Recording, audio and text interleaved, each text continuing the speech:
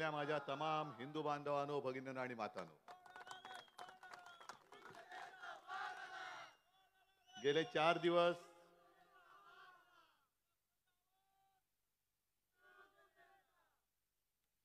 दिवस मी महाराष्ट्राच्या किनारपट्टीवरती फिरतोय.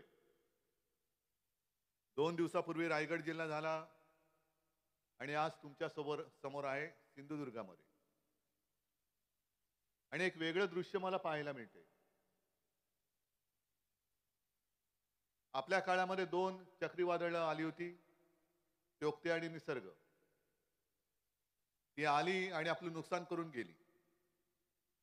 ती वादळं होती समुद्रामध्ये. पण आता मला 2-4 दिवसामध्ये किनारपट्टीवरती एक भगवं वादळ दिसते. आणि हे भगवं वादळ दिल्लीच्या दिशेने निघालेलं आहे. जसं वादळ म्हटल्यानंतर वादळ असतं, पण आपलं भगवं वादळ वेगळं आहे. ज्यांच्या डोक्यामध्ये मस्ती आहे त्यांना मुळासकट उकडून टाकणारं हे वादळ आहे.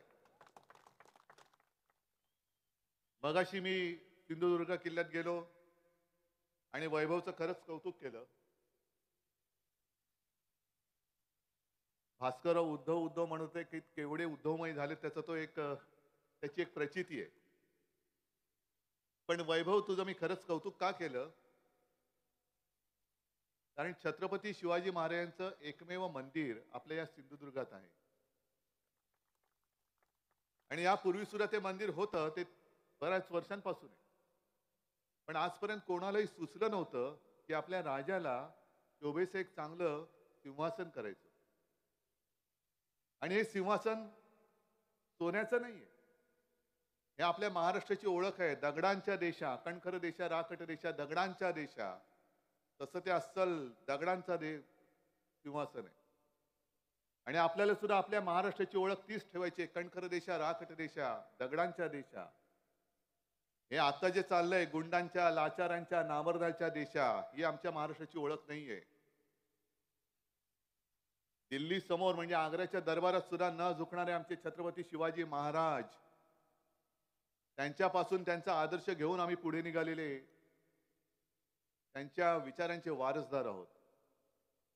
आणि या महाराष्ट्रामध्ये जो जन्माला येतो तो जन्मजात शिवप्रेम अंगामध्ये भिनवूनच जन्माला येतो. त्याला शिवप्रेम शिकवावंच लागत नाही. मी छत्रपती शिवाजी महाराजांच्या समोर नतमस्तक झालो. काही दिवसांपूर्वी आपले पंतप्रधान येऊन गेले. हल्ली त्यांना बऱ्याचदा महाराष्ट्रामध्ये यावंसं वाटायला लागले. आता परत 19 फेब्रुवारीला येतात शिवनेरीवर. मध्ये येऊन गेले सिंधुदुर्गात. सिंधुदुर्गामध्ये आले खरे, पण जे सिंधुदुर्गाचं वैशिष्ट्य आहे ते म्हणजे या किल्ल्यावरून किल्ल्याचं नाव ठेवलं गेलं. त्या सिंधुदुर्ग किल्ल्यामध्ये गेलेच नाहीत आणि मंदिरामध्ये तर नाहीच नाही आले. हा, एक चांगली गोष्ट केली, तो नौदलाचा दिवस साजरा केला. आपल्या शक्तीचं प्रदर्शन, आपल्या म्हणजे आपल्या देशाच्या, ही मोदींची शक्ती नाही, माझ्या भारत मातेच्या नौदलाची ती शक्ती आहे. ती आधीपासून आहे आणि याच्या पुढे सुद्धा राहणार आहे. मग म्हणायचं म्हणून कोणाच्या तरी डोक्यात एक कल्पना निघाली आणि एक पुतळा उभा केला तिकडे राजकोटला. तर आनंद आहे. असे पुतळे राज्यभर खूप आहेत आणि आणखीन खूप होतील. करायलाच पाहिजेत, कारण ते आमचं दैवतच आहे. पण मला असं वाटलं होतं की येत आहेत सिंधुदुर्गामध्ये, पहिल्या प्रथम येत आहेत, जातील आमच्या महाराजांसमोर नतमस्तक होतील. आणि संकटामध्ये कधीही न आलेले पंतप्रधान निदान या निमित्ताने तरी महाराष्ट्राला नाहीतर माझ्या कोकण किनारपट्टीला काहीतरी भरघोस देऊन जातील.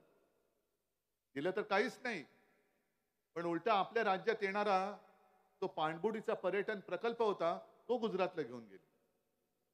म्हणजे आता मला भीती अशी वाटते, हे येत आहेत आणि बघता तिकडे काय चांगलं आहे ते घेऊन आपल्या गुजरातला पळून नेतात.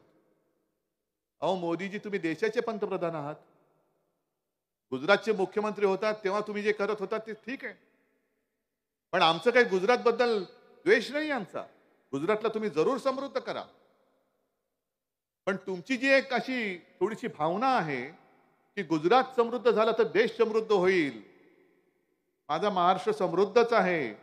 माझ्या महाराष्ट्राला जो वारसा लाभलाय तो एवढा प्रचंड वैभवशाली आहे की मला नाही वाटत तो दुसऱ्या कोणत्या राज्याला क्वचितच लाभला असेल किंवा नसेल. हा साधू संतांचा महाराष्ट्र आहे, वीरांचा महाराष्ट्र आहे, मर्दांचा आहे, क्रांतिकारकांचा आहे आणि छत्रपती शिवाजी महाराजांचा, शाहू फुले आंबेडकरांचा, समाज सुधारकांचा हा महाराष्ट्र आहे. तुम्ही कोणतेही क्षेत्र काय हा महाराष्ट्र कोणत्याही क्षेत्रामध्ये अजिबात मागे नाही, तसुपर पुढेच आहे.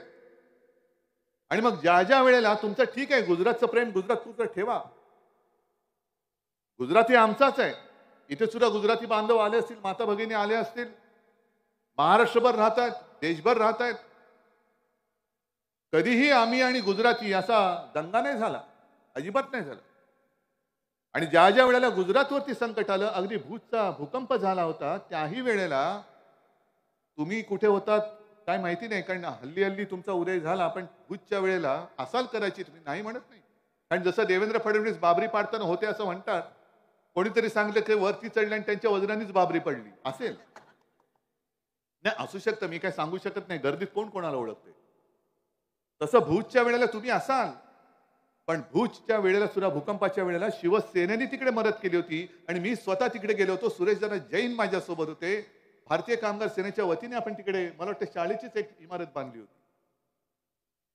त्यापूर्वी सुद्धा कित्येक म्हणजे 70-80च्या दशकामध्ये सुद्धा भूकंप झाला होता, पूर आला होता, कुठलं धरण टेक फुटलं होतं, महापूर आला होता, तेव्हाही शिवसैनिक धावून गेले होते. म्हणजे असं आमचा काही दुजाभाव नाहीये तुमच्याबद्दल किंवा गुजरातबद्दल. नाही, गुजरात मधलं अजिबात नाहीये. तुम्ही गुजरातला जरूर समृद्ध करा, पण आमचं जे काय आहे महाराष्ट्रामध्ये जे काय आहे ते गुजरातला तुम्ही पळून नेणार असाल आणि हे मिंदे जर का शेपूट हलवत खुर्ची चाटत त्यांची चाकरी करणार असतील तर मग ह्यात मात्र यांना गाडावंच लागेल. आणि ते गाडण्याची ताकद माझ्या महाराष्ट्रामध्ये जरूर आहे, नक्की आहे. भास्करराव बोलत होते, विनायक राऊत पण बोललेले आहेत. आता कोंबडी काय तुम्ही म्हणालात, कोंबडी वडे मी आज खाल्लेत, त्याच्याबद्दल मी काय बोलणार, बोलायच्या लायकीचा नाही. मी या मतदारसंघामध्ये राजापूरची गंगा जी वर्ष 2 वर्ष 3 वर्ष 5 वर्ष कशी ती येते तिची आपण पूजा करतो, ती पवित्र आहे. आता दुर्दैवाने ह्या लोकसभेमध्ये दुसरी गटार गंगा असेल त्याला मी काय करू शकतो. ही गटार गंगा आहे आणि गटार गंगा एवढी घाणेरडी आहे.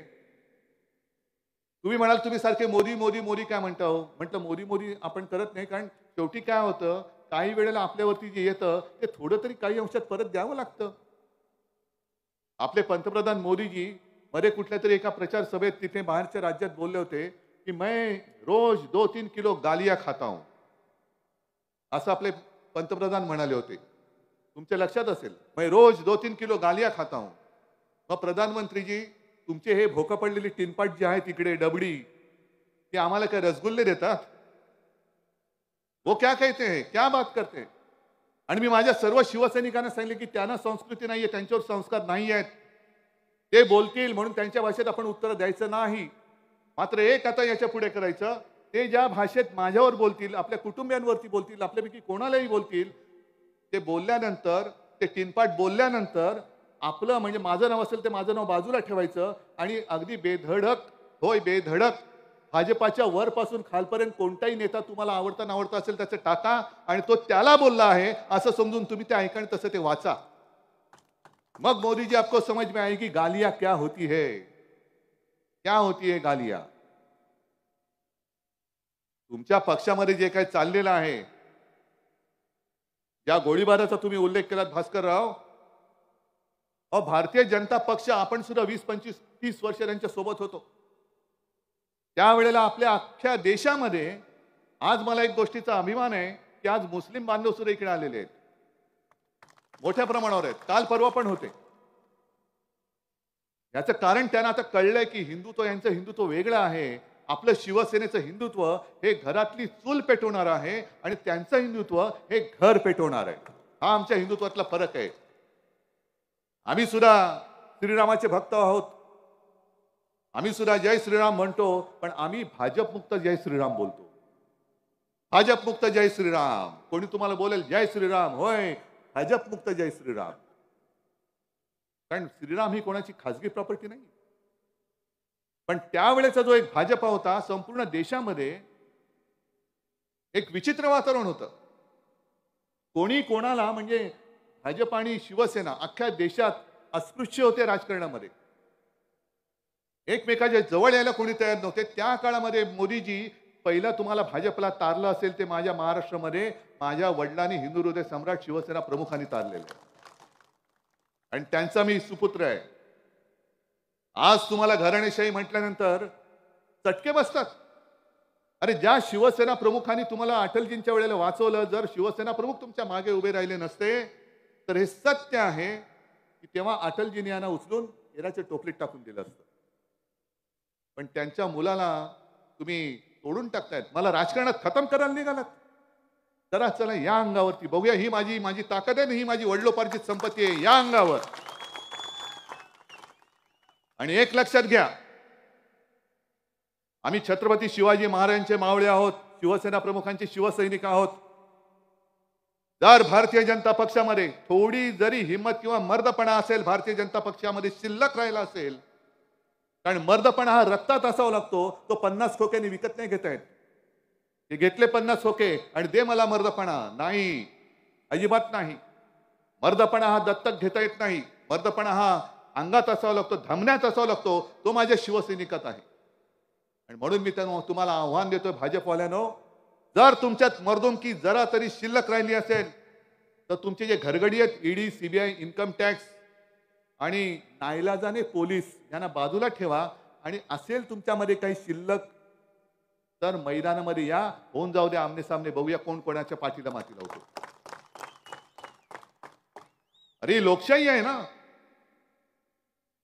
हुकुमशाही सारखे कशाला वागताय? आज सुद्धा आमच्या कार्यकर्त्यांवरती तुम्ही ईडी सोडताय, इन्कम टॅक्स सोडताय, सीबीआय सोडताय. तुमच्याकडे अप की बार 400 पार. पण मॅच कशी? बॉलिंग तुम्हीच टाकणार, बॅटिंग तुम्हीच करणार, अंपायर तुमचाच. आणि एवढं करून आउट झाला. परवा चंदीगडमध्ये जसा त्यांचा महापौर हरला तरी अंपायर तुम्हीच आउट झाला, त्रिफळ आउट आला तरी सिक्सर. याला नपुसकपणा म्हणतात, याला नपुसकपणा म्हणतात. जर एवढे तुम्ही विश्वगुरु आहात, जगातला तुमचा सगळ्यात मोठा पक्ष आहे आणि 400 पार होणार असाल तर मग फोडाफोडी कशाला करताय? नितीश कुमारला फोडला, त्या हेमंत सोरेनला तुरुंगात टाकला, आता केजरीवालच्या मागे लागलेत. माझं तर तुम्ही शिवसेना नाव चोरलत, धनुष्यबाण चोरलात, भगव्यामध्ये छेद केलात. तरी देखील उद्धव ठाकरे उद्धव ठाकरे उद्धव ठाकरे. काय कोण आहे मी? काय माझ्याकडे? माझ्या साध्या साध्या शिवसैनिकाच्या घरी जाता, अगदी झोपडपट्टीमध्ये राहणाऱ्या शिवसैनिकाच्या घरी सुद्धा ईडी गेली होती. ही तुमची लायकी? ही तुमची मर्दुमकी? संपूर्ण तुम्ही सगळे कडेकोट बंदोबस्तामध्ये राहता. बॉम्ब प्रूफ जॅकेट घालणार, बॉम्ब प्रूफ गाड्या घेणार, तो बॉम्ब जॅमर घेणार. आणि माझ्या शिवसैनिकाचं त्याला संरक्षण नकोच, त्याला संरक्षण नकोच. पण माझ्या देशाची ताकद, ही प्रशासकीय ताकद, ही तुमची वैयक्तिक ताकद नाही. उद्या जरा तुमची सत्ता जाऊ द्या, बघा हीच ताकद तुमच्या अंगावर कशी येईल ती बघा. आणि काल परवाकडे जो गोळीबार झाला, भारतीय जनता पक्षाच्या आमदाराला पोलीस स्टेशनमध्ये गोळीबार करावा लागतो. तो गोळीबार करू शकतो? ठीक आहे, आता त्यांनी गोळीबार केलेला आहे, ज्याच्यावरती गोळ्या झाडल्या त्याची प्रकृती चिंताजनक आहे, त्या गोळीबाराचं मी समर्थन अजिबात करत नाही. पण त्या माणसाला, गणपत गायकवाडला एवढी अक्कल नसेल का की गोळीबार करणं म्हणजे कोणाचा तरी खून करणं, खून झाला, खून तो जर का मेला तर ह्याला फाशी लागू शकते, खुनाचा प्रयत्न केला म्हणून याला तुरुंगात जावं लागतं, हे त्याला माहिती नाहीये. एवढा काय तो बुद्धू आहे? बरं, हे केलं ते केलं कुठे? पोलीस स्टेशनमध्ये. ते सगळं सीसीटीव्ही फुटेज बाहेर आलेलं आहे. हे सीसीटीव्ही फुटेज दिलं कोणी? मागितलं कोणी होतं? आणि सीसीटीव्ही फुटेजची गरजच नाही, कारण त्यांनी स्टेटमेंटच दिलेलं की होय त्यांनी मी गोळ्या घातल्याच म्हणाला तो. पण का गोळ्या घातल्या? काय असं गोळी घालण्यासारखं झालं काय? दोन गोष्टी आहेत. एक तर ज्या वेळेला एखादा माणूस आत्महत्या करतो तेव्हा तो पराकोटीचा नैराश्यामध्ये जातो, किंवा जर एखादा कोणाचा खून करतो किंवा खुनाचा प्रयत्न करतो तेव्हा तो भयंकर डिवचला जातो. आणि गणपत गायकवाडनी जे स्टेटमेंट दिलेलं आहे की पोलीस स्टेशनच्या दारात त्याच्या मुलाला धक्काबुक्की झाली आणि ते सहन झालं नाही म्हणून बाप म्हणून मी त्याला, त्या ज्याने केले त्याला गोळ्या घातल्या. आणि त्याच्या पुढे जे त्यांनी स्टेटमेंट केलेलं की त्याचे करोडो रुपये मिंदेकडे आहेत. करोडो रुपये मिंदेकडे. कोण चौकशी करणार? आपले होम मिनिस्टर कुठे आहेत? गृहमंत्री कुठे आहेत आज? कोण बोलतंय भाजपमधनं? जर का कोणी शिवसैनिकांनी, शिवसैनिक म्हणजे आपल्या, आणि मी पत्रकारांसुद्धा सांगतोय, ही जी त्यांची जी चालले मिंदे सेना, लाचार सेना, ही शिवसेना नाही. हिचं शिवसेनेच्या गुंडावरती हल्ला नाही. शिवसेनेमध्ये गुंड नाहीत, शिवसेनेमध्ये सैनिक आहेत. ही बदनामी करू नका. हे असे गुंड पुंड पोचण्यासाठी शिवसेना प्रमुखांनी शिवसेनेचा जन्म दिला नव्हता. अन्यायावरती वार करणारे म्हणून शिवसैनिक प्रसिद्ध आहेत. पण भाजपा आमदारांची ही दयनीय परिस्थिती आली. गृहमंत्री आहात कुठे तुम्ही? देवेंद्र फडणवीस आहेत कुठे? आणि त्या गणपत गायकवाडनी सांगितलं की जोपर्यंत हा मिंदे महाराष्ट्रामध्ये आहे, हे मुख्यमंत्री असतील, तोपर्यंत महाराष्ट्रामध्ये गुंडांची पैदास होईल.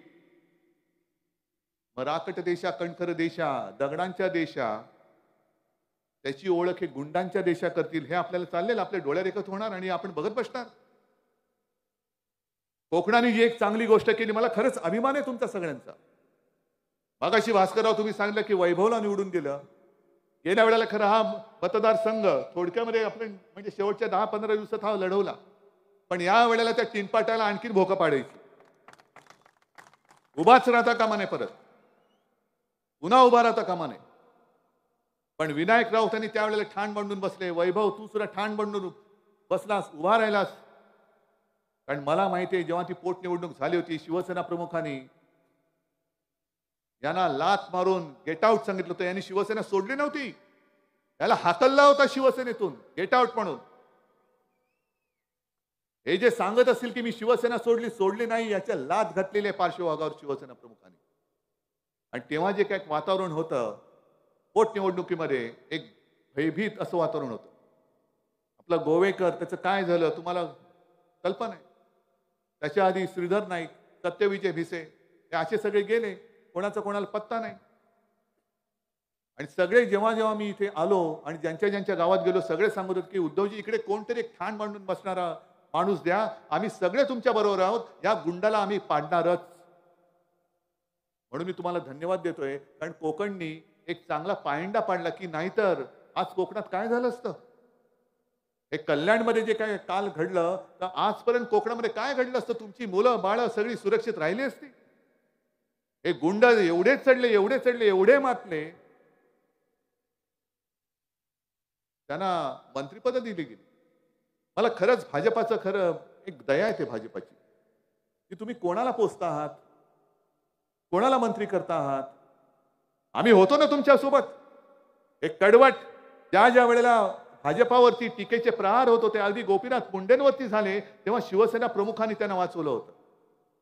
वैयक्तिक टीका कोणी केली तर पहिले शिवसेना प्रमुख त्याला उत्तर द्यायचे. एक प्रकारची ढाल म्हणून शिवसेना तुमच्यासाठी राहिली होती आणि अन्यायावरती वार सुद्धा शिवसेना तुमच्या वतीने ती करत होती. पण तुम्ही आम्हाला खतम करण्याची सुपारी घेऊन आमच्यातलीच माणसं फोडली.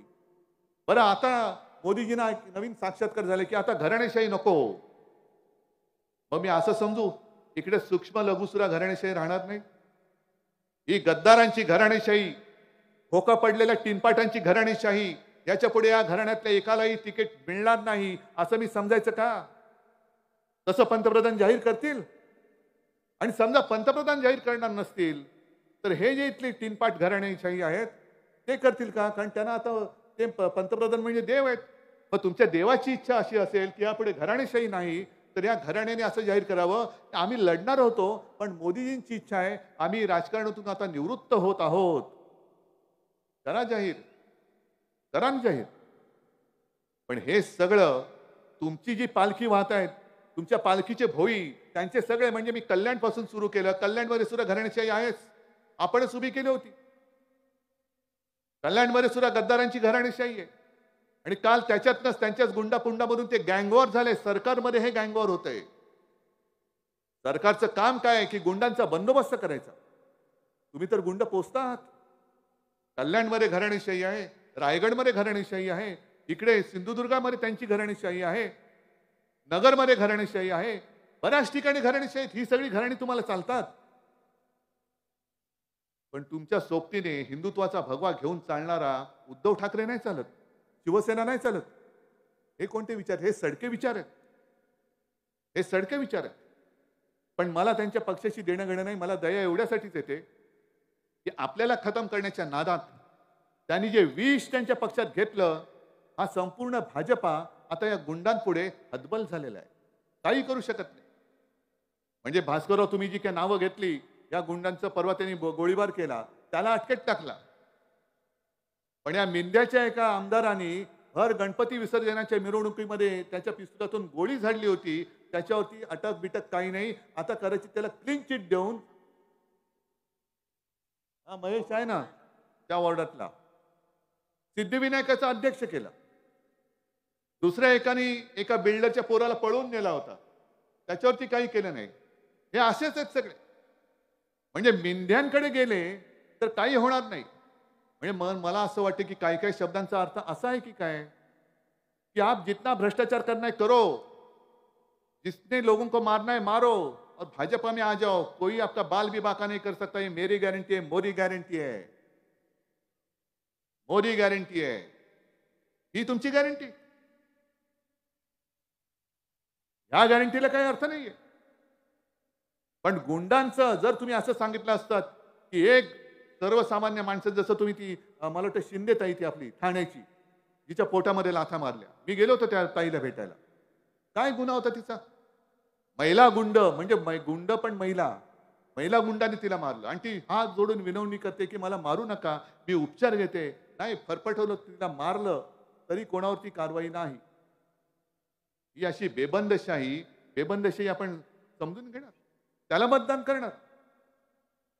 बरं, काल परवाकडे ज्या निर्मला सीतारामन बाई बोलल्या, तरुण, शेतकरी, महिला आणि गरीब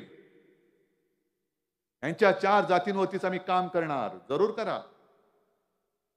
पण जर तुम्ही आतापर्यंत 10 वर्षात हे काम केलं असतं ना, तर आज तुम्हाला 400 पार करताना नितीश कुमारला फोडून घे, याला तुरुंगात टाक, त्याच्या मागे ईडी लाव, हे असे धंदे करायची गरज लागली नसती. लोकांनी तुम्हाला उचलून डोक्यावरती घेतलं असतं. तुम्ही किती सांगा की आम्ही किती बेकारी कमी केले. गेल्या आठवड्यामध्ये जळगावमध्ये एक साहित्य संमेलन झालं. डॉक्टर शोभणे संमेलनाध्यक्ष होते. त्यांनी त्या भर संमेलनामध्ये अजितदादा होते, आणखीन मला वाटतं तिथले सगळे मंत्री, हे आमचे बाजूचे खाली मुंडी पाताळ ढुंडी सावंतवाडीचे, म्हणजे असे ते मान घालून असे बघतात, कुठे बघतात तर आकाशात डोळे असतात, तोंड खाली असतं. हे असताना त्यांनी सांगितलं त्या डॉक्टर शोभणेनी की तरुणांची शक्ती जर तिला योग्य दिशा दिली गेली नाही तर देशात प्रलय होईल. शेतकरी आत्महत्या करतायत, बेकारी एवढी वाढते की त्या बेकारीमुळे तरुण जर का आत्महत्या करायला लागले तर देशामध्ये प्रलय होईल, प्रलय. आणि हे त्यांचं वाक्य फार गंभीर आहे. एखादा विचारवंत, एखादा साहित्यिक, एखादा डॉक्टर, एखादा आणखीन कोणी असा सुशिक्षित माणूस बोलतो तेव्हा आपण खरंच विचार केला पाहिजे की ह्या बोलण्यामध्ये काहीतरी अर्थ आहे. पण आजपर्यंत देशामध्ये जे क्रांतिकारक झाले ते क्रांतिकारक सगळे 16 ते 20, 25 या वयाचे होते. अगदी खुदीराम बोस सुद्धा 16-17 वर्षाचा पोरगा होता. म्हणजे अशी त्याची जी एक कहाणी आहे, घटना आहे की त्यावेळेला क्रांतिकारकांनी एक बॉम्ब बनवला आणि मग चर्चा सुरू होती गुप्त बैठकीमध्ये. या बॉम्बचं प्रात्यक्षिक करायचं कुठे? कुठेतरी निर्जन स्थळी जाऊन फोडला पाहिजे. आणि ती चर्चा चालू असताना हा पोरगा उठला आणि उभा राहिला आणि बोलला की अरे, एवढ्या मेहनतीने केलेला बॉम्ब त्या दगडावर टाकून काय उपयोग आहे? सगळी मेहनत वाया घालवता. तर मग काय करणार? तर मी करतो म्हणे.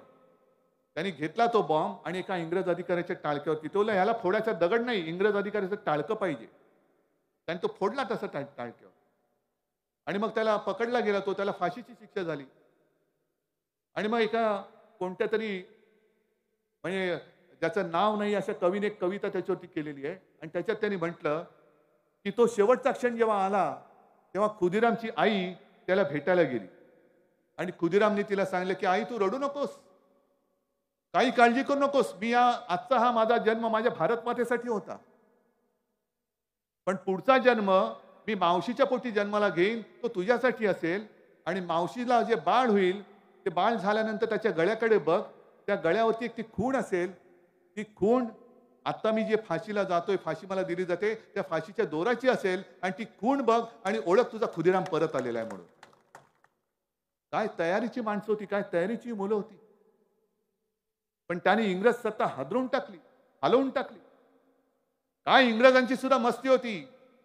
आमच्या सत्तेवरचा सूर्य कधीही मावळत नाही.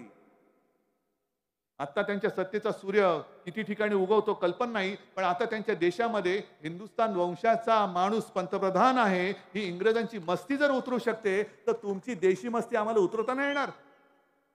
आहे ना देशी आणि विदेशी, तुम्हाला माहिती आहे काही लोकांना. आता विदेशीची मस्ती उतरू शकते, तर देशीची उतरू नाही शकत. पण ह्या गोष्टीचा विचार न करता नुसतं विरोधक संपव. अरे तिकडे चीन घुसतोय, पाकव्याप्त काश्मीर आम्ही 1 इंच घेऊ शकत नाही. पण सगळ्यांना जय श्रीराम जय श्रीराम, चांगली गोष्ट आहे. आम्हाला सुद्धा अभिमान आहे जय श्रीरामाचा, आमची सुद्धा मागणी होतीच. पण हा निर्णय ना अटलजींच्या सरकारने घेतला, ना मोदीजींच्या सरकारने घेतला. हा निर्णय सर्वोच्च न्यायालयाने दिला, म्हणून ते राम मंदिर होतंय, म्हणून ते राम मंदिर होतंय. त्यावेळेला सुद्धा राम मंदिरासाठी विटा जमवल्या. आता म्हणे सगळीकडे घराघरामध्ये अक्षता वाटल्या. अक्षता वाटल्या चांगली गोष्ट आहे. मी काही नास्तिक नाही आणि मी सुद्धा प्रभू रामचंद्राचा भक्त आहे, सगळ्यांचा भक्त आहे. पण एका बाजूला देशामध्ये कुपोषण आणि बालकं मरत असताना तुम्ही धान्य फुकट घालवायची गरज नाही तुम्हाला. एकीकडे सांगता तुम्ही 80 कोटी लोकांना अन्न देताय. 80 कोटी लोक म्हणजे देशाची अर्धी लोकसंख्या झाली. पण एवढी लोकसंख्या बेकार आहे, त्यांना अन्न घेऊन खाण्याची त्यांची क्षमता नाही. त्यांना तुम्हाला फुकट अन्न द्यावं लागतंय. देता ही चांगली गोष्ट आहे, पण मग तुमची बेकारी तुम्ही जी कमी केली ती नेमकी केली कोणाची कमी? काय उत्तर आहे? प्रश्न नाही विचारला. प्रश्न दिला तर तू देशद्रोही आहेस. अरे माझ्या देशाचा प्रश्न आहे, तुम्ही माझ्या देशाचे पंतप्रधान आहात आणि देशाच्या जनतेचे प्रश्न मी विचारल्यानंतर तुम्ही जर मला देशद्रोही ठरवत असाल, तर उद्या देशाची जनता तुम्हाला सिंहासनावरती खांदी उतरवल्याशिवाय राहणार नाही. ही या जनतेची ताकद आहे, ही या जनतेची ताकद आहे. आणि हे सगळे असे विषय बघत चाललो असताना खरंच मला काही वेळेला RSS आणि भारतीय जनता पक्षाची कीव येते. इकडे सुद्धा RSSचे काही लोक असतील, मी पोटतिडकीने बोलतो, राहवत नाही म्हणून बोलतो. याचा अर्थ मी तुम्हाला काही शत्रू मानतो असं नाही, पण मी काय बोलतो हे लक्षात घ्या, नाहीतर तुमचाच कपाळ मोक्ष होणार आहे. अनेक अशी RSSची घराणी आहेत की ज्यांनी घरदार कुटुंब सोडून भाजप वाढवण्यासाठी प्रयत्न केला. म्हणजे मला तर आठवतंय की एक राज्य जिंकल्यानंतर त्यांचं नाव मला कळलं, ते नाव ती व्यक्ती अजूनही आहे. त्यांच्यावरती आता दुसऱ्या राज्याची जबाबदारी दिली. पण ते राज्य जिंकल्यानंतर मला कळलं की ही व्यक्ती मुंबईत राहते. म्हटलं अरे बोलूया त्यांना. बोलवलं त्यांना, चहाला बोलवलं आणि त्यांना म्हटलं तुम्ही कसं केलं? मला म्हणाले उद्धवजी काय सांगणार? म्हणे आम्ही संघाची लोक अशीच करतो. आम्हाला जबाबदारी दिली तर आम्ही तिकडे जातो आणि आमचं काम केल्याशिवाय हलत नाही. म्हटलं काय केलं तुम्ही? म्हणजे आम्ही जेव्हा गेलो त्या राज्यामध्ये फार वाईट परिस्थिती होती. कोणी तिकडे आमचं नाव घेतलं किंवा आम्ही रस्त्यावरती दिसलो तर जसं कुत्र्याला मारायला मागे लागतात तशी लोक मागे लागायची. मग काय केलं? नाही म्हणे आम्ही राहिलो ठामपणाने. काही वेळेला शिव्या खाल्ल्या, मार खाल्ला, पण करत करत करत करत इतक्या वर्षांनी आम्ही भाजपाचं राज्य तिकडे आणलं. आता परत ते राज्य ते हरले, तो भाग वेगळा. पण ही त्यांची जी चिकाटी आहे, घरदार कुटुंब सोडून जे देतील तिकडे, सीमेवरचं राज्य तर सीमेवरचं राज्य, दुसरं राज्य तर दुसरं राज्य, ना घराचा पत्ता ना कुटुंबाचा काही संपर्क, भाजप एके भाजप. आता भाजप ज्या दिशेने चाललाय आणि देश ज्या दिशेने तो नेऊ इच्छितोय, हा मार्ग हुकुमशाहीचा आहे. मला सर्वांना सांगायचं, तुम्ही तर माझ्या हक्काचे आहात, पण भाजपच्या कार्यकर्त्यांनी सांगायचं, RSSच्या कार्यकर्त्यांनी सांगायचं आणि प्रशासकीय यंत्रणांना पण सांगायचंय की ही दिशा ही हुकुमशाहीची आहे. आणि आज तुम्हाला एक संधी आहे येत्या निवडणुकीमध्ये, मग ती लोकसभेची असेल आणि विधानसभेची असेल, ही हुकुमशाही इथल्या इथे जर का ठेचली नाही, जशी तुम्ही गेल्या वेळेला इथली गुंडशाही ठेचली, नाहीतर कोकणाची पुरी बर्बादी झाली असती. सगळ्या कोकणाचा 7-12 एका व्यक्तीच्या नावावर झाला असता. तसं संपूर्ण देशाची वाहतात लागेल. आणि ही लढाई केवळ माझी नाहीये, ही लढाई केवळ शिवसेनेची नाही, ही लढाई तुमच्या सगळ्यांची आणि तुमच्या पुढच्या पिढ्यांची आहे. घराणेशाही घराणेशाही म्हणतात ना हो, इकडे सगळे घरंदाज लोक आहेत, त्यांना सुद्धा मुलं बाळं आहेत, नातवंड आहेत आणि त्यांना सुद्धा आणखी नातवंडांना सुद्धा मुलं होणार आहेत. त्यांच्या भवितव्याचीही निवडणूक आहे. मग मी तुम्हाला प्रश्न विचारतोय की तुम्हाला तुमची मुलं बाळ, तुमच्या भावी पिढ्या तुमच्या एका बोटामुळे, तुमच्या एका मतामुळे हुकुमशहाच्या ताब्यात देण्याची तुमची तयारी आहे? असेल तर द्या. ज्याची कोणाची तयारी असेल द्या बाबा, मी काय करू शकतो? मी फक्त सांगू शकतो पुढे खड्डा आहे, खड्ड्यात पडशील. पण कोण असं म्हणाला पडलो तर पडलो, मग पड खड्ड्यामध्ये. मुंबई गोवा रस्ता जो बघतोय मी, आता इथला रस्ता तुम्ही मागे लागून करून घेतला, पण रायगडमध्ये तसा खड्ड्याचा रस्ता आहे. तसाच जर का खड्ड्याच्या रस्त्यावरनं कोणाला चालायचंच असेल तर मी काही करू शकत नाही. पण जर का तुम्हाला हुकुमशहा नको असेल तर मग मात्र तुम्हाला या वेळेला जे म्हणतायत अब की बार 400 पार, तुम्ही म्हणायला पाहिजे अब की बार भाजप तडीपार, भाजपा तडीपार हा महाराष्ट्राचा नारा असला पाहिजे. देशामध्ये काय होईल, इंडिया आघाडी होईल, होईल. भाजप सरकार येणार नाही, अजिबात येणार नाही. पण देशामध्ये काय होईल ते तिथले पक्ष मजबूत आहेत ते बघतील. पण निदान महाराष्ट्र जो आहे छत्रपती शिवरायाचा, तो शिवरायाचा महाराष्ट्र नेहमी संकटाची सामना करत आलेला आहे. त्याही वेळेला अफजल खान आला होता, औरंगजेब, सगळ्यांना. पण एक जर छत्रपती शिवाजी महाराज जन्माला आले नसते तर आज आपण इकडे दिसलोच नसतो. राम मंदिर तर होऊच शकलं नसतं. मी ज्या वेळेला आज सिंधुदुर्ग किल्ल्यामध्ये गेलो, त्या किल्ल्यामध्ये छत्रपती शिवाजी महाराजांच्या समोर उभं राहिल्यानंतर मला खरंच असं वाटलं की छत्रपती शिवाजी महाराज मला विचारतायत की काय करतोयस तू, काय करताय तुम्ही?